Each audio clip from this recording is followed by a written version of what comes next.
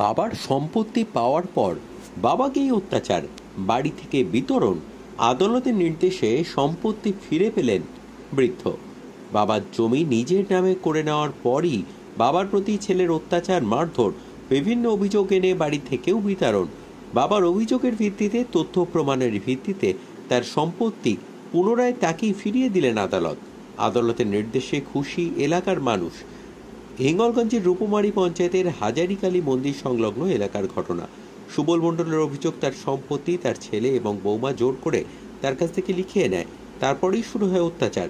তাকে মারধর করা হতো। ছেলে সুমন মণ্ডল এবং তার স্ত্রী তাকে মারধর করত বলে জানান তিনি।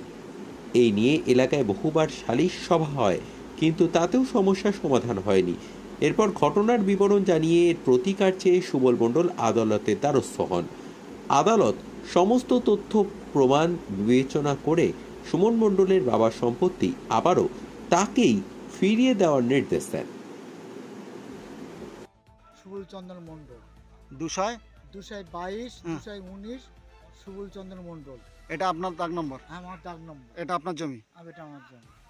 আর পরিবর্তে চুরি করে মানে মানে দানপত্র লিখে নিয়েছে, নিয়ে এখন আমাকে বাড়ি থেকে বের করে দিয়েছে। এখান থেকে 20 সালে আমাকে বের করে দিয়েছে মেরে মেরে এবং রক্তপাত করে আমি থানায় গিয়েছিলাম। থানার থেকে আমার হসপিটালে পাঠিয়েছিল, হসপিটালের কাগজপত্র সব আছে। ওখান থেকে আমার বৌমা আমার রেপ কেস দেয়, দুটো রেপ কেস আমার বাড়ির থেকে তাড়াবার জন্য।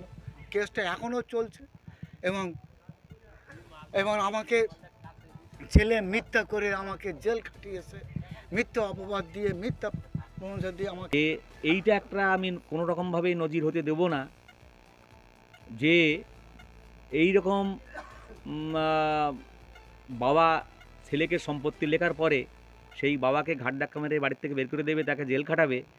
এই নজির আমি হতে দেব না। কারণ তার বাবা মানে অসহায় বাবা, হাই প্রেশারের পেশেন্ট, তাকে 3 মাস জেল খাটতে হয়েছে।